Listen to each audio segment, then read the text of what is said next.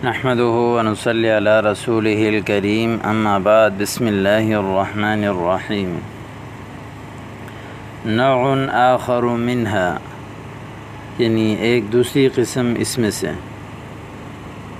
یہاں سے مصنف رحمہ اللہ بھی جملے اسمیہ ہی لے کر آئیں گے، لیکن یہاں سے وہ جملے اسمیہ نہیں ہوں گے جن کا پہلا جز جو ہے وہ معرف باللام تھا۔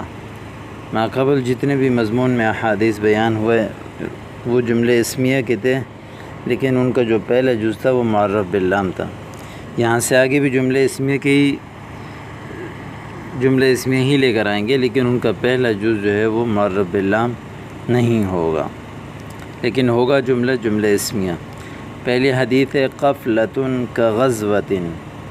قفلہ قفلہ یقفل ضرب سے اس کا معنی ہے سفر سے لوٹنا قافلے کی شکل میں، اور غزوہ کا غزوہ جہاد کو کہتے ہیں، جمع غزوات آتی ہیں، اور غزا یغزو غزوتاً نصر ینصر سے اس کا معنی ہے جہاد کے لیے نکلنا یا جہاد کرنا۔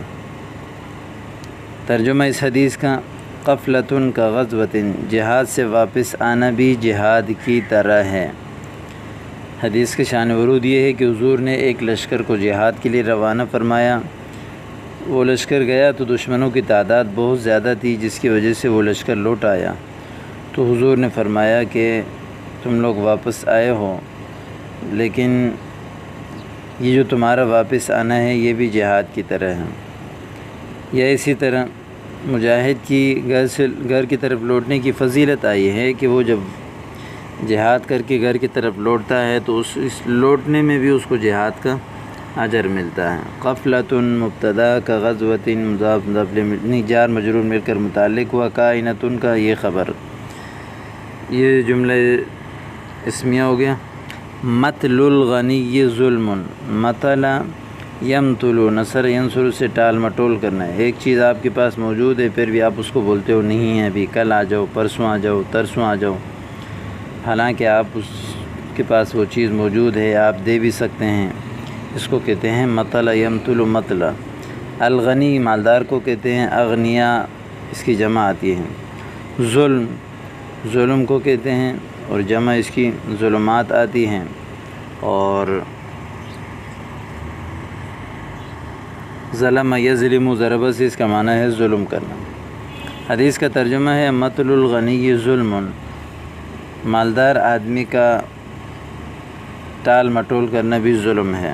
یعنی ایک آدمی صاحب استطاعت ہے اور وہ قرض ہو یا کوئی اور بھی چیز ہو ادا کر سکتا ہے، اس کے باوجود وہ ادا کرنے میں ٹال مٹول کر رہا ہے، اس کو جو ہے وہ کسی نہ کسی بہانے سے روک رہا ہے، فرمایا یہ بھی ظلم ہے۔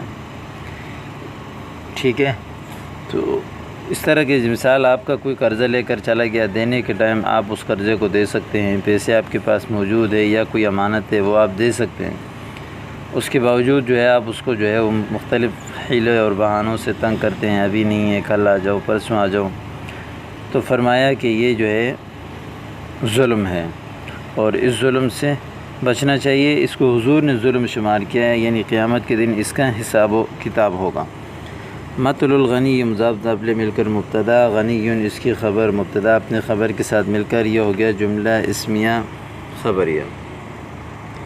سید القوم فی السفر خادمہم، سید سردار کو کہتے ہیں، جمع سادات آتی ہیں۔ خادم جمع خدام، خدم یخدم ضرب یضرب سے خدمت کرنا۔ قوم جمع اقوام، سفر جمع اسفار۔ ترجمہ قوم کا سردار سفر میں ان کا خادم ہوتا ہے، قوم کا جو امیر ہوتا ہے وہ سفر میں ان کا خادم ہوتا ہے۔ یعنی اس میں یہ حضور نے بتایا کہ جو قوم کا امیر ہے اس کو چاہیے کہ وہ قوم کی خدمت کرے، خاص طور پر قوم سفر میں خدمت کی بہت زیادہ محتاج ہوتی ہے، ضرورت ہوتی ہے، تو سفر میں ان کی خدمت کریں۔ تو جو قوم کی خدمت کرے گا، مشکل وقت میں ان کا کام آئے گا، وہی در حقیقت قوم کا سردار شمار کیا جاتا ہے۔ سید القوم مضاف مضاف الیہ مل کر ذو الحال فی السفر جار مجرور مل کر جو ہے یہ متعلق ہوا ثابتتاً کا، ثابتتاً اپنے فاعل اور متعلق کے ساتھ مل کر یہ ہو گیا حال، ذو الحال اپنے حال سے مل کر مبتدا، خادمہم مضاف مضاف الیہ مل کر خبر، مبتدا اپنے خبر کے ساتھ مل کر جملہ اسمیہ خبریہ۔ حبک الشیء یعمی و یسم، حب محبت کو کہتے ہیں، شیء جمع اشیاء چیز، اور یعمی اعمی یعمی، اعما باب افعال سے اندھا کرنا، عمی یعما سمع سے اندھا ہونا، یسم اسم یسم اسمام باب افعال سے بہرا کرنا، اور سم یسم سمع سے اس کا معنی ہے بہرا ہونا۔ محبت کسی چیز کی طرف جو ہے طبیعت کے میلان ہونے کو کہتے ہیں۔ اس میں فرمایا کہ کسی چیز کی محبت انسان کو، یعنی حبک الشیء کسی چیز کی محبت جو ہے وہ یعمی و یسم، وہ تجھے اندھا اور بہرا کر دیتا ہے، یعمی اندھا کر دیتا ہے، وہ یسم بہرا کر دیتا ہے۔ کیا مطلب یہ ہے کہ انسان کو جب کسی چیز سے محبت ہو جاتی ہے تو نہ اس کو اس کی اچھائیاں اس کی برائیاں نظر آتی ہیں، نہ وہ انسان اس کے خلاف برائیوں کو سننے کی جو ہے وہ کوشش کرتا ہے، اس کی تمام برائیوں جو ہے کہ سامنے وہ اندھا بن جاتا ہے، اور اس کی تمام برائیاں سننے کے لیے جو ہے وہ بہرا بن جاتا ہے، یعنی ان چیزوں کو برداشت نہیں کرتا۔ تو لہذا یہ فرما رہے ہیں کہ کسی چیز کی تمہیں محبت ہو جائے تو اندھا اور بہرا مت بنو، اس کی جو خیر و شر ہے اس کو اچھی طرح دیکھو۔ حب مصدر ہے، یہ مضاف ہے، کاف ضمیر مضاف الیہ، اس کا فاعل بھی ہے مضاف الیہ بھی ہے، الشیء مفعول، مصدر مضاف اپنے مضاف الیہ اور مفعول کے ساتھ مل کر یہ ہو گیا مبتدا، یعمی فعل ضمیر اس کا فاعل، فعل اپنے فاعل کے ساتھ مل کر معطوف علیہ، و یسم فعل اپنے فاعل کے ساتھ مل کر معطوف، یہ ہو گیا معطوف علیہ اپنے معطوف سے مل کر خبر، مبتدا اپنے خبر کے ساتھ مل کر جملہ اسمیہ خبریہ۔ طلب العلم فریضۃ علی کل مسلم، علم حاصل کرنا ہر مسلمان پر فرض ہے۔ طلب یطلب نصر ینصر سے طلب کرنا، فریضہ جمع اس کی فریضات فرائض، اور فرض یفرض نصر سے بھی استعمال ہوتا ہے، فرض یفرض ضرب سے بھی استعمال ہوتا ہے، فرض کرنا۔ علم حاصل کرنا ہر مسلمان پر فرض ہے۔ تو طلب علم حاصل کرنا کہ ہر مسلمان پر فرض ہے، یعنی اتنا علم حاصل کرنا کہ اس سے جو ہے وہ حلال و حرام کی تمیز ہو جائے، یا اتنا علم حاصل کرنا کہ جس سے جو عام عبادات ہیں وہ اس سے ادا ہو جائیں، اور اسی طرح جس فیلڈ اور جس شعبے میں وہ کام کر رہے ہیں اس کے جائز اور ناجائز کا اسے علم حاصل ہو جائے، یا اتنا علم حاصل کرنا کہ جس سے جو ہے وہ اس کی فرائض بھی ادا ہو سکیں اور حرام کام سے بھی بچ سکے، اتنا علم حاصل کرنا فرض عین ہے، ہر مسلمان پر فرض ہے۔ جیسے نماز پڑھنا، وضو کر رہا ہے روزانہ، زکوٰۃ دے رہا ہے، تو یہ ان چیزوں کے مسائل سیکھنا فرض ہے، یہ سیکھے گا نہیں تو کیسے وہ صحیح ادا کرے گا۔ اس کے علاوہ باقی پورے علم دین حاصل کرنا وہ فرض کفایہ ہے، یعنی کچھ جماعت نے حاصل کر لی تو باقیوں کے ذمے سے ساقط ہو جائے گا۔ اوپر طلب العلم مضاف مضاف الیہ مل کر مبتدا، فریضۃ صیغہ صفت، علی حرف جار کل مسلم مضاف مضاف الیہ مل کر مجرور جار اپنے مجرور کے ساتھ مل کر متعلق ہوا فریضۃ کی، فریضۃ اپنے نائب فاعل اور متعلق کے ساتھ مل کر خبر، مبتدا اپنے خبر کے ساتھ مل کر جو ہے وہ جملہ اسمیہ خبریہ۔ ما قل وکفا خیر مما کثر والہا، ما موصول ہے یہاں، قل یقل قلیل ضربہ یضرب سے کم ہونا، کفا یکفی ضربہ سے کافی ہونا، کثر یکثر نصر ینصر سے زیادہ ہونا، الہا یلہی الہا باب افعال سے اس کا معنی ہے غافل کر دینا جسے۔ تو حدیث کا ترجمہ ہے ما قل جو مال کم ہو، وکفا اور تمہارے لیے کافی ہو، تمہاری ضرورتوں کو پورا کرنے والا ہو، خیر بہتر ہے من ما اس مال سے، کثرا جو زیادہ ہو، و الہا اور غافل کرنے والا ہو۔ خیر صیغہ اس میں تفضیل ہیں، اصل میں اخیر تھا، تخفیف کے لیے حمزہ کو گرا دیا، یعنی جو مال تھوڑا ہو وہ کفا اور کافی ہو، خیر بہتر ہے من ما اس مال سے کثر جو زیادہ ہو، والہ اور غافل کرنے والا ہو۔ انسان کی حرص بہت زیادہ ہے اور انسان کی خواہش ہوتی ہے کہ زیادہ سے زیادہ مال جمع کرے، تو اللہ کے نبی نے فرمایا کہ جو تمہارے پاس تھوڑا سا مال ہے جس سے تمہاری ضرورت پوری ہو جاتی ہے، تمہاری حاجت پوری ہو جاتی ہے، یہ اس زیادہ مال سے بہتر ہے جو تمہیں غافل کر دیتا ہے اللہ سے، آخرت سے، حساب و کتاب سے۔ اس لیے کہ آخرت کا جو اجر اور جو نعمتیں ہیں وہ بہت زیادہ اور نہ ختم ہونے والی ہیں، اور دنیا میں اللہ نے اتنا دے دیا کہ جس سے تمہاری روزی اور ضرورت پوری ہو جاتی ہے، تو یہ تمہارے لیے بڑی نعمت اور سعادت کی بات ہے۔ ما موصول قل فعل فاعل مل کر معطوف علیہ، وکفا فعل فاعل مل کر جو ہے یہ معطوف علیہ اپنے معطوف کے ساتھ مل کر صلہ موصول صلے سے مل کر یہ ہو گیا مبتدا۔ خیر صیغہ اسم تفضیل من حرف جر ما موصول کسر فعل فاعل مل کر معطوف علیہ، والہ فعل فاعل مل کر معطوف علیہ اپنے معطوف کے ساتھ مل کر صلہ موصول اپنے صلے کے ساتھ مل کر مجرور جار اپنے مجرور کے ساتھ مل کر متعلق ہوا۔ خیر کا خیر صیغہ صفت اپنے فاعل اور متعلق کے ساتھ مل کر جو ہے یہ مبتدا کی خبر، مبتدا اپنے خبر کے ساتھ مل کر یہ جملہ اسمیہ خبریہ ہو گیا۔ آگے اگلی حدیث ہے اصدق الرؤیا بالاسحار۔ اصدق الرؤیا، اصدق صدق یصدق ضرب یضرب سے سچ کو کہتے ہیں۔ اصدق اسم تفضیل کا صیغہ ہے، سب سے زیادہ سچا۔ الرؤیا خواب کو کہتے ہیں، اور اسحار سحری کے وقت کو کہا جاتا ہے۔ یعنی حدیث کا ترجمہ ہے اصدق الرؤیا، سب سے زیادہ سچے خواب بالاسحار سحری کے وقت ہوتے ہیں، صبح کے وقت ہوتے ہیں۔ تو علامہ قرطبی رحمہ اللہ فرماتے ہیں خواب جو ہے عموماً 3 قسم کی ہوتی ہیں۔ نمبر 1 محض خیالی خواب، انسان دن بھر جو کام کرتا ہے رات کو خواب میں جو ہے وہ ان چیزوں کو دیکھتا ہے۔ نمبر 2 بشارت الہی، اسی حدیث کے بارے میں یعنی اسی خواب کے بارے میں یہ حدیث آئی ہے۔ تیسری قسم شیطانی اثرات ہوتے ہیں، تو ان کی طرف بھی زیادہ توجہ نہیں کرنی چاہیے۔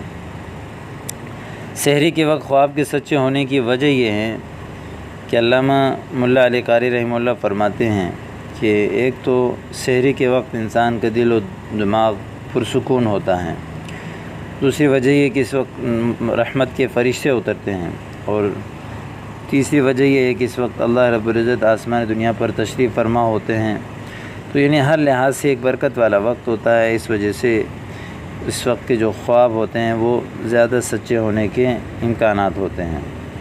اصدق الرؤیا جو ہے اس میں تفضیل مضاف، الرؤیا مضاف الیہ مل کر مبتدا، بالاسحار جار مجرور مل کر جو ہے یہ متعلق ہوا۔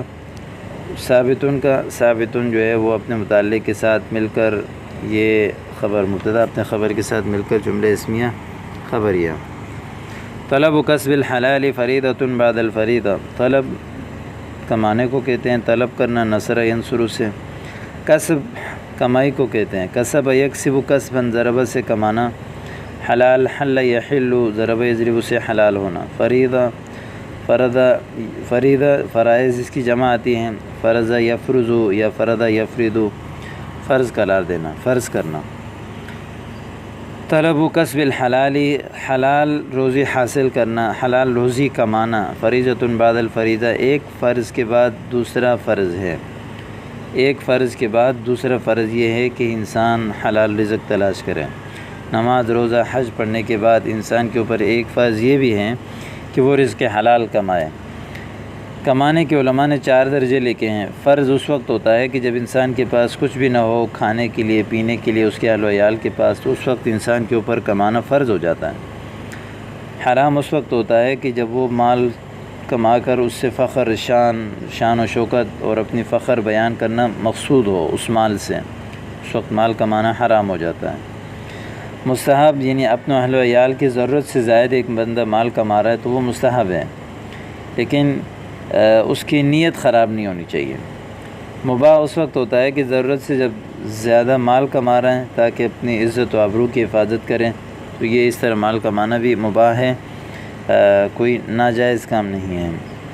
طلب مضاف کسبی مضاف الیہ، مضاف اپنے مضاف الیہ، کسبی مضاف الیہ، مضاف الحلال مضاف الیہ، یہ تمام مضاف الیہ مل کر یہ ہو گئے مبتدا۔ فریضۃ موصوف بعد الفریضۃ، مضاف مضاف الیہ مل کر صفت، موصوف صفت کے ساتھ مل کر یہ ہو گیا خبر، مبتدا اپنے خبر کے ساتھ مل کر جملہ اسمیہ خبریہ۔ خیرکم من تعلم القرآن وعلمہ، تم میں سے بہترین شخص وہ ہے جو قرآن سیکھے اور سکھائے۔ خیر پیچھے بتا دیا کہ اصل میں اخیر تھا اور صیغہ اس میں تفضیل ہے، تم میں سے سب سے بہتر شخص۔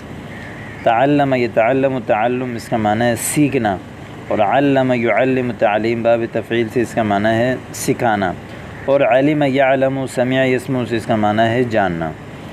ترجمہ اس حدیث کا یہ ہے کہ تم میں سے بہترین شخص وہ ہے کہ جو قرآن خود بھی سیکھے اور دوسروں کو بھی سکھائے۔ اس حدیث میں قرآن سیکھنے اور سکھانے والوں کو دنیا میں سب سے افضل ترین شخص قرار دیا گیا ہے، اس لیے کہ حضور کے دنیا میں تشریف لانے کا مقصد وہ یہ تھا کہ قرآن کی تعلیم کو عام کیا جائے۔ تو ایک شخص حضور کی تعلیم اور اس کے مقصد کو لے کر آگے بڑھتا ہے تو وہ ایک بہت بڑی فضیلت اور مقام رکھتا ہے، تو اس لیے اس کو سب سے بہترین قرار دیا گیا۔ خیرکم مضاف مضاف الیہ مل کر مبتدا، من موصول، تعلم القرآن فعل فاعل اور مفعول مل کر معطوف علیہ، وعلم فعل فاعل ہو مفعول، فعل اپنے فاعل اور مفعول کے ساتھ مل کر معطوف علیہ اپنے معطوف کے ساتھ مل کر صلہ موصول، صلہ مل کر مبتدا، خبر مبتدا اپنے خبر کے ساتھ مل کر یہ ہو گیا جملہ اسمیہ خبریہ۔ حب الدنیا رأس کل خطیئۃ، حب محبت کو کہتے ہیں، الدنیا دنا یدنو نصر ینصر سے قریب ہونا، رأس سر کو کہتے ہیں، رؤوس یہاں مراد ہے جڑ، سر بھی انسان کا جڑ ہوتا ہے، یعنی بنیاد ہوتا ہے، اصل ہوتا ہے جس پر پوری وجود قائم ہے۔ خطیئہ یہ گناہ اور خطایا اس کی جماعتی ہیں۔ حب دنیا، دنیا کی محبت، رأس کل خطیہ ہر خطا کی جڑ ہے، ہر خطا کی بنیاد ہے، تو اس لیے اس کو کہتے ہیں کہ دنیا کی محبت ہر خطا کی جڑ ہے، کہ ہر خطا، ہر جھگڑا، ہر فساد، ہر گناہ، اس کے پیچھے اگر آپ دیکھیں گے تو دنیا کی محبت نظر آئے گی۔ دنیا کی محبت کی وجہ سے انسان تمام نافرمانیاں کرتا ہے۔ ترکیب حب الدنیا مضاف مضاف الیہ مل کر مبتدا، رأس مضاف کل مضاف الیہ مضاف خطیئۃ مضاف الیہ، تمام مضاف مضاف الیہ مل کر یہ ہو گئے خبر، مبتدا اپنے خبر کے ساتھ مل کر یہ ہو گیا جملہ اسمیہ خبریہ۔ تو یہاں تک کے لیے آج کا سبق جو ہے فی الحال کافی ہے، امید کرتا ہوں کہ آپ کو سمجھ آ گیا ہوگا۔